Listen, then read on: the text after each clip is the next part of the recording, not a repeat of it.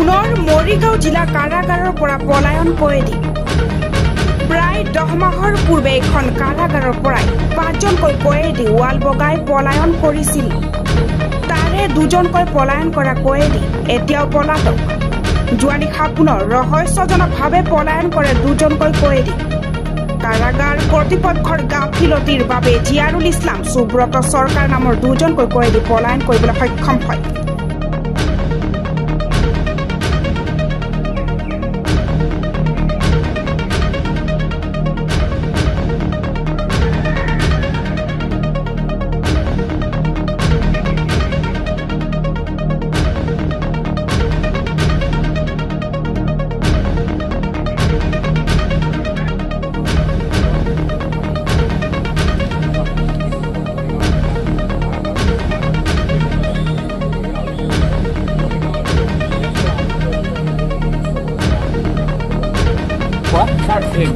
সমগ্ৰ ঘটনাটো কেনেদৰে সংঘটিত কিবা আপোনালোকে এই মুহূৰ্তত কিবা পাইছে আমাক ৰাতিপুৱা 6টা বজাত আমি খবৰ পাওঁ যে এনেকৈ 2জন জেল কনফ্লিক্ট দোষী সাব্যস্তভাৱে জেলৰ পৰা মানে যেতিয়া দুৰ্বল লয় গন্তি লয় তেতিয়া মানে নোহোৱা হোৱা বুলি তেখেতসকলে গম পাইছে আমি আহি পেলাই চালোঁ গোটেইখিনি গম পালোঁ যে আমাৰ 2টা কেছৰ আসামী এটা আছিলে জিয়াৰুল ইছলাম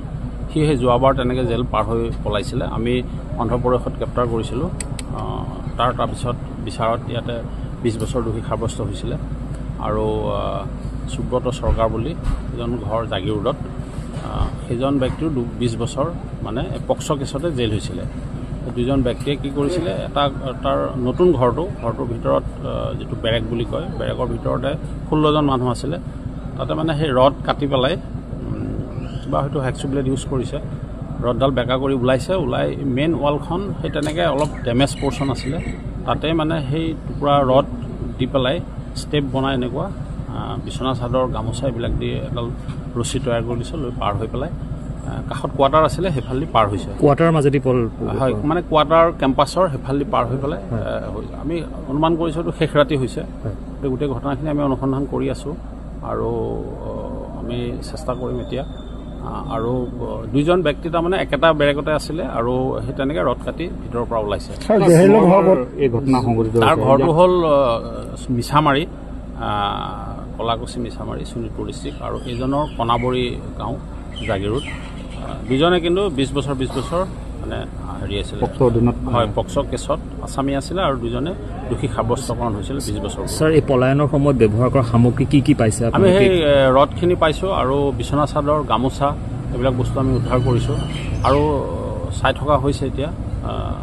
হয়তো হেক্সুব্লেড ইউজ কৰিছে কাৰণ যিটো বেৰেকত আছিলে এইটো নতুন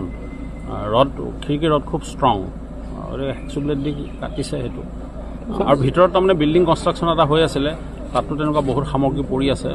ধৰক এনেকুৱা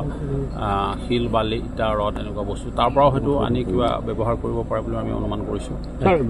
পুনৰবাৰ একেই ঘটনা সংঘটিত হয় যোৱাবাৰো সেই একেই কৌশল অৱলম্বন কৰিয়ে গৈছে এনেকৈ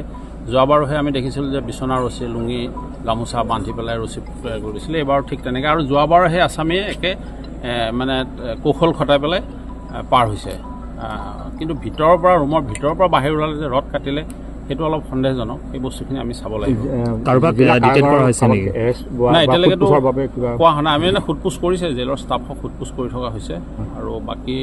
আমাৰ আহিব ছিনিয়ৰ অফিচাৰসকলো আহিব আহি গোটেইখিনি চাব জেল কৰ্তৃপক্ষকো জনোৱা হৈছে তেখেতসকলৰ পৰাও অনুসন্ধান কৰিব বুলি আমাক কৈছে কেই বজাত হৈছিলে অনুমানিক এটা সময় শেষ ৰাতি হ'ব লাগে কাৰণ ঘটনাটো যেতিয়া গাৰ্ড পাৰ্টি 5টা বজাত সলনি হৈছিলে গাৰ্ড তেতিয়াহে বোলে গম পোৱা বুলি কৈছে তেখেতসকলে গতিকে শেষ